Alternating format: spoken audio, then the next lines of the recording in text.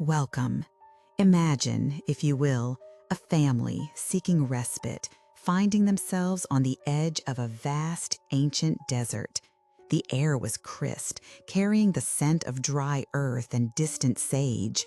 Liam, Sarah, and their two children, Lily and Tom, had chosen this remote, tranquil spot for their annual vacation. A small, charming house nestled amongst low, rocky hills, far from the hurried pulse of city life. The first few days were a blur of golden light and quiet discovery. Mornings began with the rising sun, painting the desert sky in hues of soft rose and deep orange, casting long, playful shadows.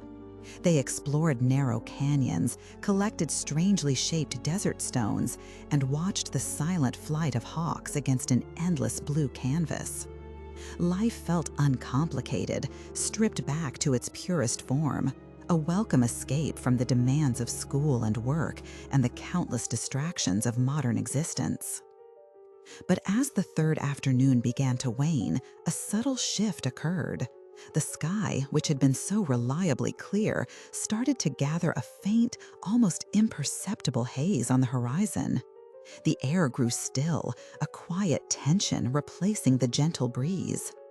Liam, ever observant, paused during their evening walk. He pointed towards the west, where a faint brownish smudge was beginning to stain the distant line where the sky met the earth. "Looks like a sandstorm might be brewing," he remarked, his voice calm, but with an underlying note of caution. Sarah nodded, pulling Tom closer. Lily, ever the pragmatist, immediately started listing the things they needed to bring inside. The smudge grew, slowly but steadily, transforming into a low, ominous wall that seemed to stretch from one end of the horizon to the other. By the time they were back in the cozy confines of their rented home, the wind had begun to pick up, rattling the windows with increasing urgency. The air outside had taken on a gritty yellowish tint, and the sun, once a vibrant orb, was now a dull, smudged light hanging in the sky.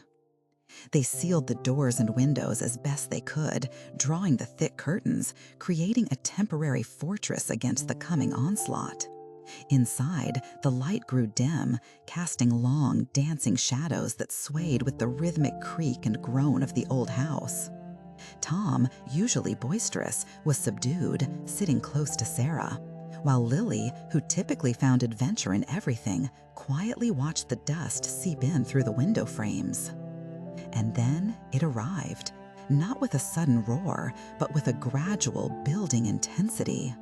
The wind outside rose to a furious crescendo, a relentless churning force that seemed to press against the very walls of the house. The world outside became a blurred, howling void of sand and air. It was a symphony of chaos, a profound and ancient sound that swallowed all others, leaving them feeling small and vulnerable within their fragile shelter. It was during the peak of this primal storm that something truly extraordinary began to happen. Above the relentless shriek of the wind, a new sound emerged, almost imperceptible at first. A faint whisper, like a breath against an ear, yet clear and distinct. It was Tom's voice. They all looked at each other, startled. And then, his voice, softer than they'd ever heard it, seemed to float on the agitated air, echoing from nowhere and everywhere. "I sometimes pretend I'm not scared of the dark, especially when Dad tells me to be brave." The words hung in the air, intimate and vulnerable. Tom's eyes widened, looking from Liam to Sarah, a flush rising in his cheeks. Liam reached out and gently squeezed his son's shoulder, a silent message of understanding. The wind continued its relentless performance, and then another voice joined the strange chorus. This time it was Lily's, clear and resonant, carrying a surprising weight of emotion. "I wish I could tell Mom and Dad I don't want to go to medical school, but I don't want to disappoint them. I really want to study art." A collective gasp escaped them. Lily visibly flinched, tears welling in her eyes, caught between embarrassment and relief.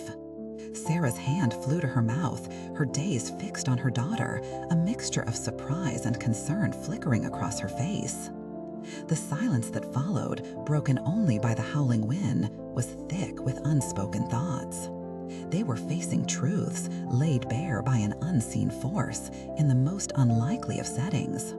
And then the whispers continued. This time it was Sarah's voice, laced with a wistful, almost melancholic tone. Sometimes I miss the spontaneous adventures Liam and I used to have before everything became so scheduled and planned. Liam looked at Sarah, his eyebrows raised in mild surprise. Then a knowing softness entered his eyes. He reached for her hand, intertwining their fingers, a quiet acknowledgement of the life they had built, and perhaps the paths they had left untrodden. And finally, the deep, familiar timbre of Liam's own voice filled the small space, carrying a hidden burden. I secretly fear I'm not giving enough of myself to this family, always chasing the next big project at work. The air crackled with the weight of these confessions, 4 voices, each revealing a secret, a quiet longing, a hidden fear, carried on the very breath of the storm. They sat there in the dim light, amidst the churning chaos outside, looking at each other, not with anger or judgment, but with a newfound tenderness, a raw, vulnerable understanding. The wind began to recede, its furious shriek gradually softening to a low moan, then a sigh. The yellow haze outside slowly thinned, revealing the faintest hint of blue sky. The sandstorm, having sung its strange, powerful song, was passing. When the last whispers of the wind died down and the world outside settled into an eerie, almost reverent stillness, a new silence filled the house. It was a silence not of awkwardness, but of shared revelation, of wounds gently touched, of understanding quietly blossoming. They emerged from that storm changed. The secrets, once held tightly within, had been whispered into the desert air, heard not just by the wind, but by each other. It was a strange, powerful gift, this forced intimacy. The sandstorm had stripped away not just the outer world, but some of the hidden layers within their own family, leaving them a little more exposed, a little more fragile, but ultimately a great deal more connected. The desert, that ancient silent observer, had offered them a profound lesson. Sometimes it takes a force of nature to reveal the quiet truths we carry, and in their unearthing, to allow us to truly see each other, perhaps for the very first time.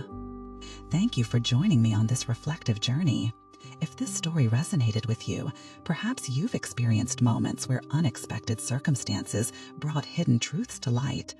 I invite you to share your thoughts in the comments below, or simply take a moment to reflect on the quiet revelations in your own life. And if you enjoyed this, please consider following for more stories that explore the depths of human experience. Until next time, may your path be filled with understanding.